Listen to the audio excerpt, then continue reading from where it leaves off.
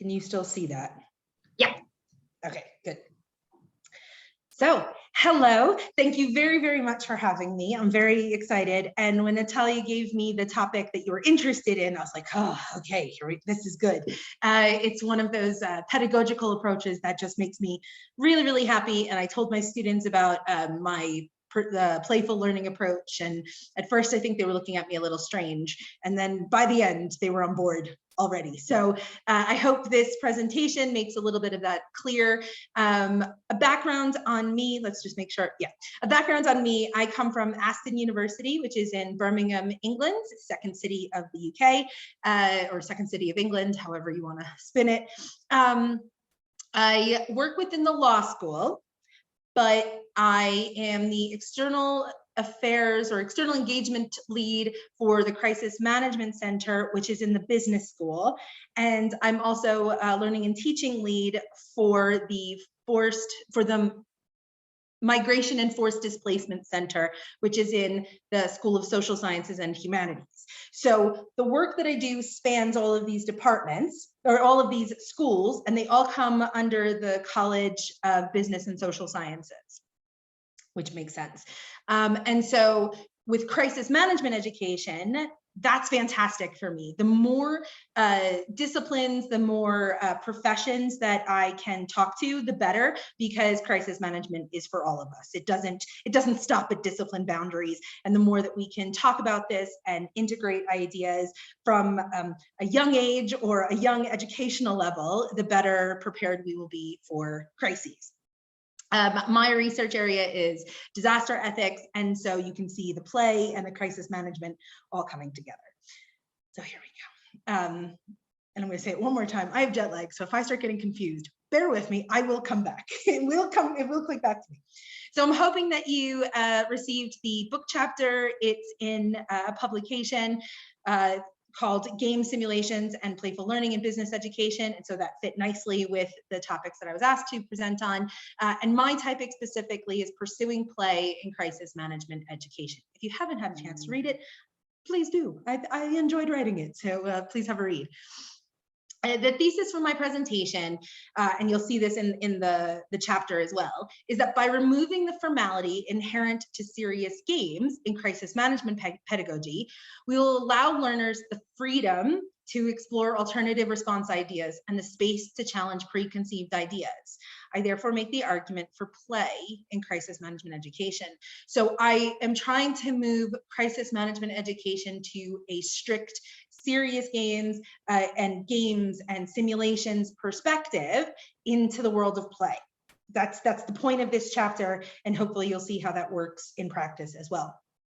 I'm going to start this presentation just with an overview of serious games because I think they're incredibly valuable, and having done real world exercises myself for disaster response, thank heavens we have them. I think they're absolutely wonderful. So I'll go through a little bit of that, but then I'm going to talk about play. And I'm going to talk about in-person activities and then a little bit of digital. And Sonia, if you want to cut me off at some point, tell me when I need to stop, just so I don't have a clock when I'm in presenter mode. I've developed a prototype video game for teaching disaster ethics. And so I integrate this playful learning approach into this video game, even though it's called a game. Work with me, we'll get there, into this video game. And so hopefully we'll have a few minutes to play around with that and enjoy a playful learning approach to crisis management education, and then a quick conclusion and questions. So, serious games, wonderful things. We engage with games to safely test response mechanisms, learn possible outcomes, and to find out how to win. And in all my research around games and gamification, it is about winning. And even if it's not, oh, I won the gold prize, I won a gold cup, or something like that, it is about getting to the end and knowing that you got there first, or you got there best, you got there with the most points. And so when we take a games approach to crisis management, we're kind of putting that in our heads. We're trying to get to the end and make sure that we've won. Even if there's not an outcome to achieve, or even if there's not a winner's platform, that's the mindset of how games are set up. So the outcomes, especially with crisis management games and simulations, operational response plans, professional development, understanding contributing factors, knowledge of cultural practice, interaction with other professions to allow for a holistic response. So one of the things that I said, real world practice, I worked for a time with the US Federal Emergency Management Agency, and I participated in something called Top Off. So it's top officials simulation, and it was a national interactive simulation where people were actually sitting at the response centers. People were actually out in the field with theater imposed scenarios, and people were testing their responses. And then in the response centers, so I was based in Washington, DC, we were actually responding to injects. And it really was about testing our response plans, understanding, what it meant to be on those 24-hour roll calls, how that influences your decision making, the pressure that's going to come from different departments when you're going, wait, this wasn't part of the plan. Why are you pressuring me to say yes to this? And it's like, come on, you have to just say yes. And I was like, no, this isn't how this works. So it was about professional development. At least I know I developed as a professional as a result of that. Contributing factors, what was acting on those other questions and injects, the culture of disaster response, and interaction with those other professions. The skills developed as a result should hopefully be anticipation. Now I know that somebody is going to be asking me and nudging me to do something, so I'm going to be prepared for that. Or maybe in the preparedness phase of disaster response, I'm going to go ahead and talk to that department ahead of time and go, look, this is why I'm always going to say no if you ask that. But if this is what happens, then we can talk about that. And so I learned to anticipate, I learned to prepare, which is the most ethical way that you can do any kind of disaster response preparedness. Teamwork, obviously, responding with quick judgments. You don't have time, people's lives are at stake. Resilience, and lateral thinking and creative skills. You will quickly figure out how to answer somebody's question because you know how important it is. So serious games for crisis management education is absolutely wonderful. I'm fully behind it. But in crisis and disaster management, we aren't trying to get to winners and losers. Now, I had a clip from the movie War Games set for you, but because I'm in a different country, it doesn't allow me access. I had it all set, it was timed, I was very proud of myself. I'm hoping people have seen the movie War Games. When I talk to my undergraduate students, they're like, no, nothing. They've seen nothing. I don't know what they do with their lives. And I go, what do you do? And they don't even know. Anyway, so I'm hoping some of you have watched the movie War Games. It's Matthew Broderick, and he is a bit of a computer geek in the late 1980s, early 1990s, something like that. And so we're still in the middle of a bit of tension with Russia for the US, sorry. We're still in a bit of tension with Russia with nuclear weapons. And it's towards the end of the movie, the computer starts to think, because it's machine learning, starts to think, well, what happens if Russia does launch? Well, let's launch a counterattack. But the computer is also able to enable those attacks without any kind of human interaction. And so it's starting to launch missiles. And the point of me explaining this is that Matthew Broderick says, give it a diversion, give it a little distraction for a few minutes, give the computer a distraction, let it play tic-tac-toe. Is that what it's called here? In the UK, it's called noughts and crosses. It's like a little grid. You put an X in the middle, and then I'll put an O, and then you put an X, and I put an O. X's and O's. X and O's, yeah. So we call it X's and O's. In the UK, it's called noughts and crosses. I always know to ask. Just trying to remember how it's called here. I cannot remember. Yeah, it's one of those. But everybody knows the game, right? Mm-hmm. But by the way, I watched the movie, so just to make excellent. Okay, you know exactly what I'm talking about. What we learned from Noughts and Crosses as a game is that once you've played, once you're an adult, you know no one's going to win. There is no way to win this game.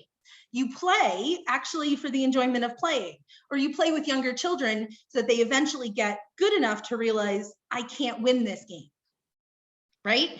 And so what I'm trying to use this as a bridge for is that in crisis management, in war, in any kind of conflict situation, we're not trying to get to winners and losers. There are no winners and losers. Everything is crap, no matter what happens. So let's take ourselves away from the idea that we're trying to beat the system or beat the opponent, because that's what a lot of serious games, especially in crisis management education, do, is say, okay, we have to get there, we have to win. And I mean, I'm thinking US military gung-ho kind of, okay, we're gonna go do this and that kind of attitude. And you go, well, but there is no winning. There is no winner to this. Even in war, you can say we are the victor, but really, have you won? Really? I don't think so. So what I'm trying to do is transition us to thinking about also using play. And here we go. Reasons for this. Play is freedom. And the example that's given in the literature, and I think I did like a variation of this, it's in my article where like references and stuff, so bear with me on this. Playing catch. You take a ball, you throw it to someone, they catch it, they throw it back. No one wins catch. You play, to just enjoy yourself. It's not necessarily, you can learn skills, you can improve your skills. You might also do something a little funky and get an egg and toss it to each other to be able to laugh a little bit more. You can vary it to just have more fun. But the point of playing catch is that it's free expression, that it's there just for the play. There's no winning or losing. It suspends normal etiquette and laws. I can get an egg and throw it at the person across the room, and that's okay. But what it does in the meantime is teach us, oh, okay, what happens if that egg is thrown at me? Because I'm not worried that I can never throw an egg at my opponent, or I can never throw a nuclear weapon at an opponent. But what happens if I do? It frees us. Play frees us in this way. It deconstructs scenarios and says, are we missing something? Is there a different way to look at this situation, this conflict, this natural hazard, this chemical fire, things like that? It also gives space for rumination. I love that. Space for rumination, that you can think about it and go, let's just have a think about this one. Because it's not going to be on a time scale. It's not going to be something that has to follow a format. You go, let's wait here a bit. What happens if that does happen? Can I go backwards and try a different scenario? The skills you should hopefully learn in any kind of play are enhanced relationship building, risk management, how to fail safely. That's wonderful, especially in an educational environment, failing safely. And when I say there's no winners and losers, but failing safely, yeah, you might, destroy an entire civilization. And you go, oh, that was not okay. I didn't like that. Or, hey, I really liked destroying that whole civilization. But it's okay. It's a safe environment to do that. There's no judgment involved in play. But in a game, there might be. And you develop practical wisdom. And so I'm going to bring in a little bit of my ethics, disaster ethics teaching. Practical wisdom is a virtue ethics aspect. It's Francis is the practice, and practical wisdom is eudaimonia. And as humans, we are trying to reach eudaimonia. None of us are going to achieve it. Don't worry about it. But the whole point of virtue ethics is to try to get there and to practice. I don't know if anybody practices yoga, but your yoga instructor will say to you, this is not about winning or losing. It's practice. Practice for what? I don't know, but it's practice. And through practice, we develop our practical wisdom. We achieve this eudaimonia. Okay, and the tools are improvisation. You go, let's mix it up a bit. Let's throw an egg instead of a baseball.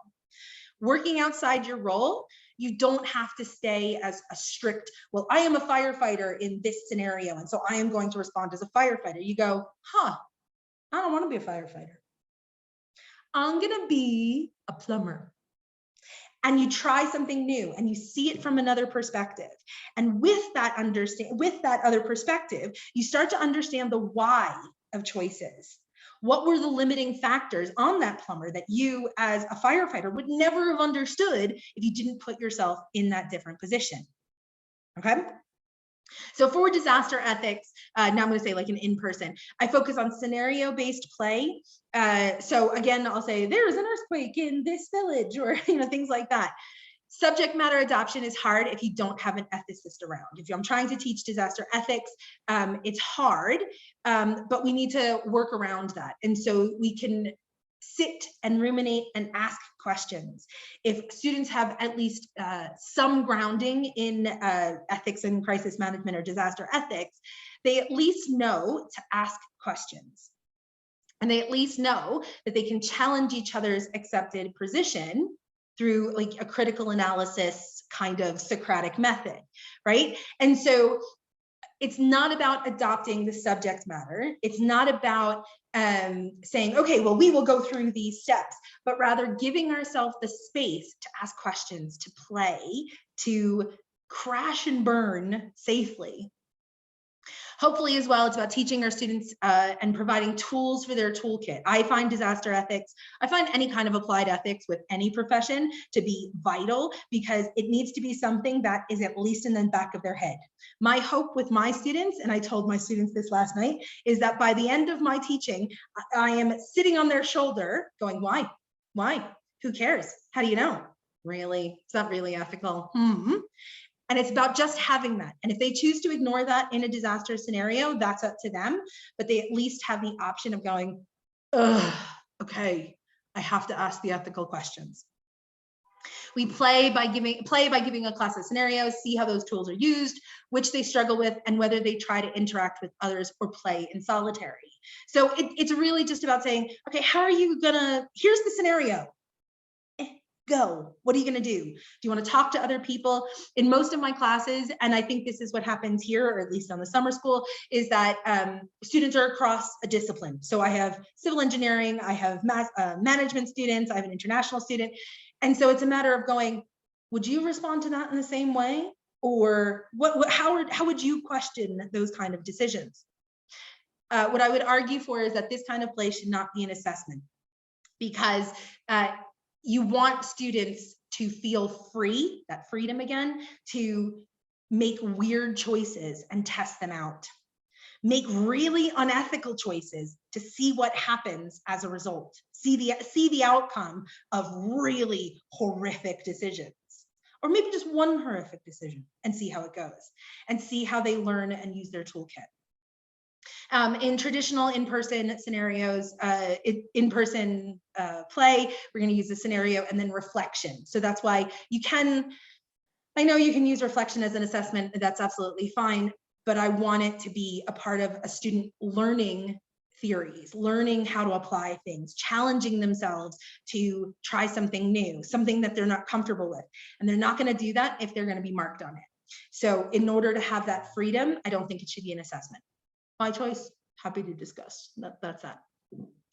Now, play can also happen in a digital way. And this is where I am. How many minutes do I have left? Well, we started almost 10 minutes left, so you have about 10 minutes. Yeah. Perfect. Okay, so we can also play in crisis management or disaster response in a digital way. We can question professional roles and relationships, no failure or win or lose. Is that like in crisis response? I argue it is. And the learning tools, hopefully, that one learns from a digital environment of play is to test arguments and see what the resultant issues might be, build on classmates' decisions, get that really interactive, interpersonal, team-working environment going, see who you can rely on for pushing boundaries, who you can rely on for doing good analysis, as opposed to who's good at their job. Right? And it's about also, I think, challenging accepted wisdom. Is that something we should do? Ethics is always about the should. And that's why I come back to, should we be doing this? So with my remaining 8 minutes or so, I was hoping you will be my first testers of the disaster ethics prototype. We're at a stage where we can start to play it. That's where we are. We have one more round we want to add, but I just wanted to play a little bit with you all, if that's okay. Let me just share a different screen. I called it up. Where did it go? It's gone. It shouldn't be. no. Where did it go? How do I do this? It doesn't let me share. Oh, show all windows. There it is. Okay. Whew. I was like, it's open. I don't know what you're doing. Here we go. So. I can go into the specifics of how this was developed, why this was developed, and all of that, but I figure for the purposes of this class, let's just have a bit of a play. So we're going to start. I've called it disaster ethics. Get it right in there. We'll start.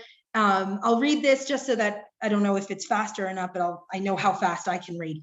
Samadi has always been a peaceful island country in the South Pacific with a population of around 3.5 million. It has a robust political, economic, and social systems. However, it is not yet large enough to have much authority at the international level. We know this.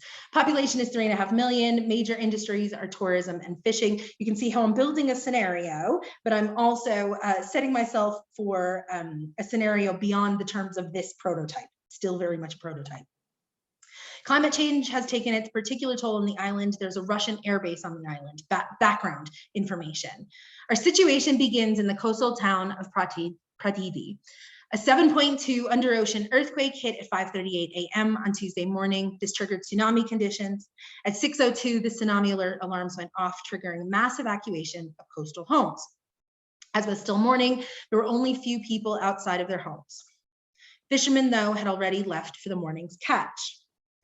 It is now Monday, the week after the tsunami. Pratihidi has been responding to the emergency for 4 days. The tsunami death toll is low, 324 at the last Samadi government briefing. The town has been operating with a travel ban, only emergency and necessary vehicles for the moment. The president has offered Samadi all assistance that it might need as it recovers from the tsunami. The cell tower, so much background, sorry. The cell tower was washed away, and so town-based customers are relying on poor, overloaded mobile phone service coming via nearby towns. We begin our disaster management ethical decision-making from the perspective of the mayor. I have a great developer, and they drew all of this for me, so it's wonderful. As mayor, you instigated a travel ban in Pratihidi. You wanted to give the emergency responders some time to respond, assess the situation, and decide the best path forward. There is still much recovery to achieve, but you're being asked to lift the ban. So I can't do voting on here, can I? What will you do? Could you put in the chat? I can make you a host, so then you can launch it. Yeah, so then you can launch the voting. Okay, I'm waiting. Tell me when we're ready. There you are. Remote control, chat, new share, apps. What am I looking for? Do you see the option for doing the polls? No.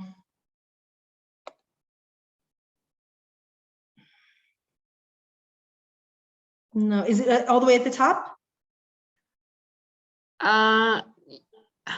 Yeah, I guess. No, that's fine. So just in the chat, can you say lift the ban or keep the ban? So lift or keep. Yeah, I mean, well, if you want to relate this to Kolb's experimental learning, I would say lift the ban and just test what's happening. Maybe, kill everyone on the island. I mean, it's just experimental, just to understand what's happening, because there is no loss here. Following your idea, yeah. So that's it. So thank you. That's exactly the kind of thing where you're like, well, it doesn't really matter. We're going to try them both at some point. So we're going to lift the ban.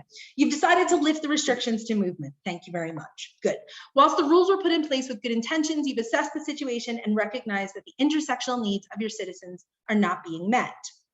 Ta-da! Disaster ethics. So this is how I interject a little bit of ethics into whoever is teaching. And so I give this as a mechanism to go, okay, students, you picked lift the ban, or okay, professionals, as a group, you've decided to lift the ban as the mayor. This is what this means, ethically speaking. So you don't need to be an expert in disaster ethics. And just so that I don't have to stop sharing and switch screens right now, this game also will come with a teacher's manual. And so for each disaster ethics pop-up like this, you will get this, and you'll have literature to support both sides or many different alternatives to what students might say, opportunities to give students further reading, opportunities for further questions to ask students, so that it becomes a bit of a, not a debate, but a learning experience that doesn't matter, but it's a learning experience all the same. Okay, this, you chose this. This is what this means ethically. Take from that what you will. If you're going, oh, I don't like that. Okay, good. So you've learned something ethically speaking. So this one in particular, if the rules were put in with good intentions, then we can say that they are deontologically ethical despite any bad outcomes. So don't worry, even if a lot of people die because we lifted that ban, you put that in for good intention. If you did this for good intentions, you're still going to be ethical. Once more information is available, though, the mayor has to act on his duty to the citizens. So this is all taking a deontological approach. Consider what intersectional needs might be present and how lifting the restrictions to movement might need to be addressed for the mayor to be acting dutifully. Are there conflicting needs? And so you can see how, as a teacher, there's a lot to unpack here. I mean, I could spend an entire hour just going through this. Okay, well, what does it mean to have good intentions? Did you have good intentions? Is that really what you were thinking? Did you mean to try to do this from a place of goodwill, or did you not care? In future, would it come from good intentions, or would you not care? How will this translate into disaster scenarios? That's just the first 2 lines, and I could make like 20 minutes just on that, half hour just on that. And with the teacher's manual, you have a mechanism for asking these questions, even if you're not a subject matter expert. That's my point for play. It's free, it's open, things like that. Let's see now. Let's see how far we go, just so you can see. Now you'd go into the head teacher of a local primary school will need to make a decision. What should the head teacher do? Open the school or close the school for 2 weeks?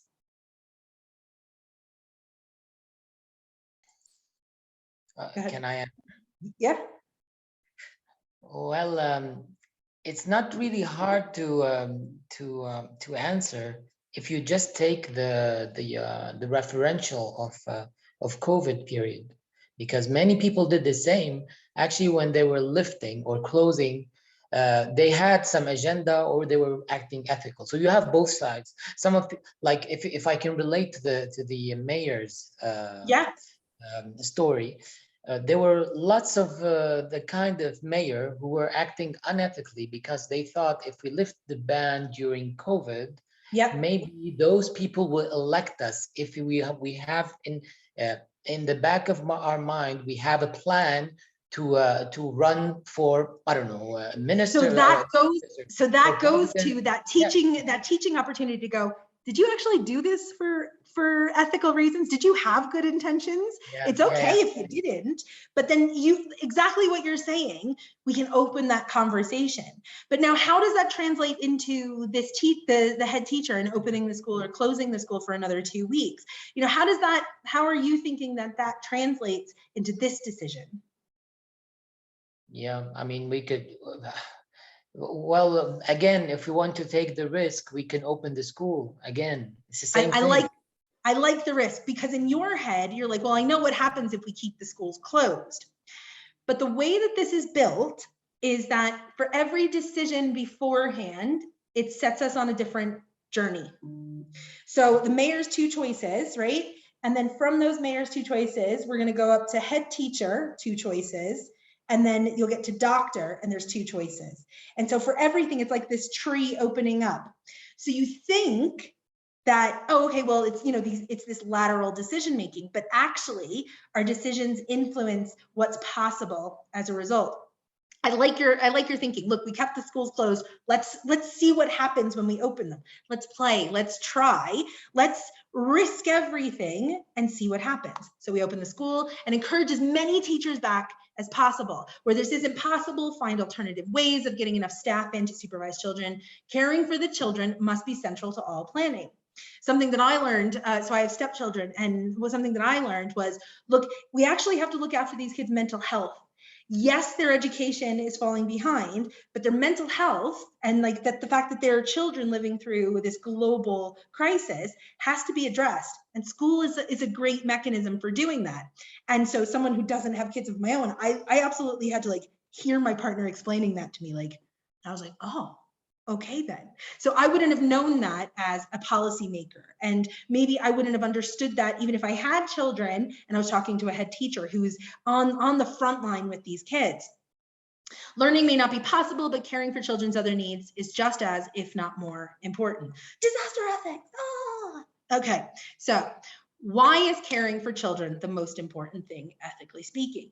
Isn't making sure they have an education an important aspect of child development? So now within this question, again, you go back to the teacher's manual and you can unpack these things and so I'm still going, oh, but their education is so important. Like what's going on? And so, yes, I understand that their mental health is really important, but what about their education? Long-term, this is gonna like affect them. And so I'm not saying mental health isn't important. And so backed up by anything, hopefully, cross fingers, it's again, still in prototype phase. I'll have different literature that will back up different decisions and different reasoning. And so based on what your students say, you can actually go, okay, well, this literature says this. Do we agree with that? Or why don't you go away and talk about that? Why don't you go away and, in groups and unpack that, read the article, overnight and come back tomorrow and let's unpack this and let's argue tomorrow whether we made a helpful decision. Because I don't want to say a right decision, but let's argue it through so that we not so that we have a good outcome or that we have a winner, but rather that we understand what making that decision means or looks like. So I'm going to stop there. I got through, and you can see how the game progresses. But that is my game, my disaster ethics game, and that will be available on itch.io, hopefully by September for open access download. I'm just seeing if I had any other slides on a conclusion. I don't think so. Bear with. Bear with. No, my conclusion is just, so I've talked about play versus games. Disaster teaching works with play for different reasons than with serious games. And so I challenge or offer or suggest to everyone on this call, maybe look beyond serious games and think about how play might be helpful in how we interact with education, but also in practitioner learning. And using this will hopefully encourage broader range of disaster solutions if play has worked. That's it from me. Thank you, Lauren. I do have a question. I don't know if anyone else has a question, but I do have one. I work in information systems. I didn't share that with you at the beginning. I forgot all the many things that we talked. But like the question is, like, do you think that like playing the game like online versus asking people to, for example, show hands in a classroom in making these choices, do you think it adds a layer of freedom for them to say, I prefer choice A over B? And the reason I'm asking this is because in information systems, we see that like hiding behind the screen gives people this freedom of, okay, I might mess it up, but then nobody notices me. So then it's fine versus I'm in a room. And then if I say something idiotic, then somebody else will be like, oh, here's this person again. Right? I wrote that down. Thank you, because I'm working through to the next level of development. So, very interesting. The way this is developed, it would actually need a facilitator. So I imagine teachers downloading it and doing it in front of a class, either in person or if you have to do online teaching. And so just like I held the clicker, a teacher will hold a clicker, or maybe the leader of a practice session with professionals will be the one doing the clicking. So in this way, even though it's digital, I don't see it as something that students can hide behind because there will have to be class discussion. That said, that's really interesting. And I think that that's something to think about as I go to the next phase. The way that I teach, and this is my own teaching clouding my decisions on this, is that I wouldn't play this with students until I've gotten them comfortable arguing with me, telling me I'm wrong, telling each other that they're wrong. And there's a certain way that I incorporate that into in-class teaching. And so I know that by then they're going to just argue with each other, and they're going to tell me, no, Lauren, you're wrong, and here's why. And so I know that. But that's interesting that it might change the decisions in a way that actually being in person, when you're doing crisis management practice, doesn't allow you.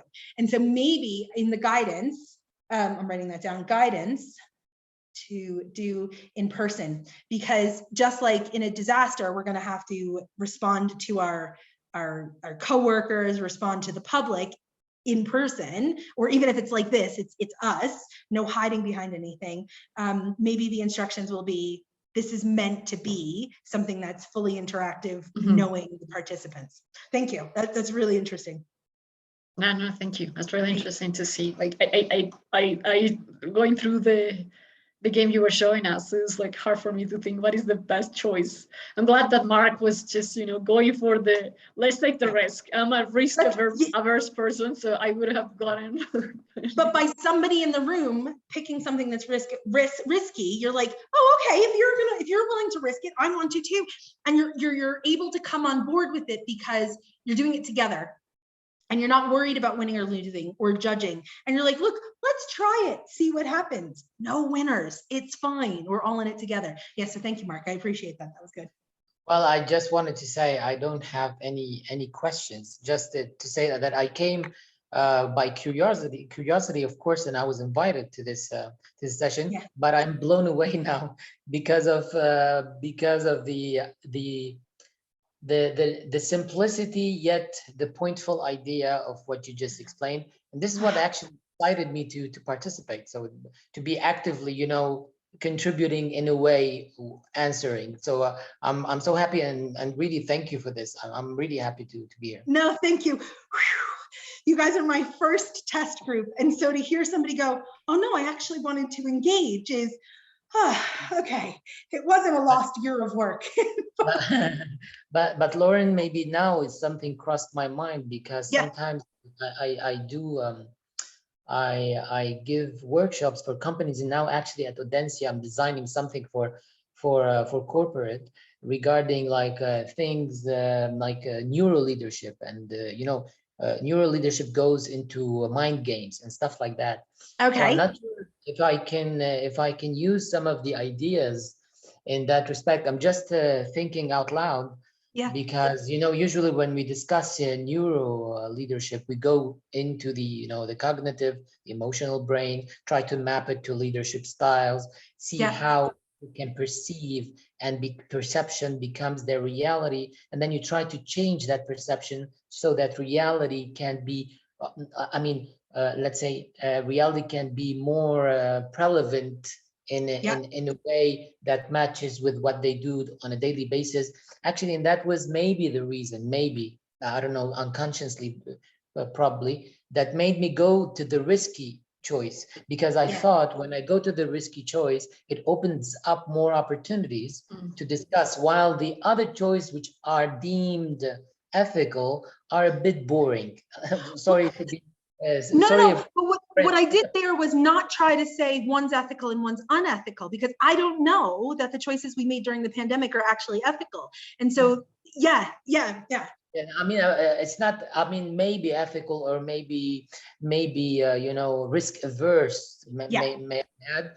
But I always thought in these options that it gives us more opportunities. It makes the game more exciting, because the students, if I put myself in their shoes, I'm having more chances to discuss and and debate about different options, especially if someone tells me, hey, whatever you decide, I'm not going to look at you in a weird way and say, no, you're the weird guy, you're the unethical guy, and with prejudice and stuff like that. So that's really nice. So my question, I was thinking out loud, I'm not sure if I can incorporate something of the like in certain things like neuro leadership, or I don't know, for corporate. I'm not sure.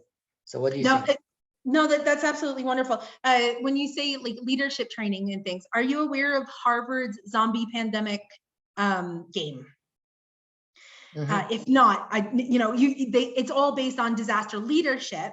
And I tried to use that in one of my classes, but I was like, but I don't want to test leadership. So you want to test leadership, I want to test the ethics. And you're going, well, we might be able to cross-pollinate and use these things. And that's why I bring up the Harvard one.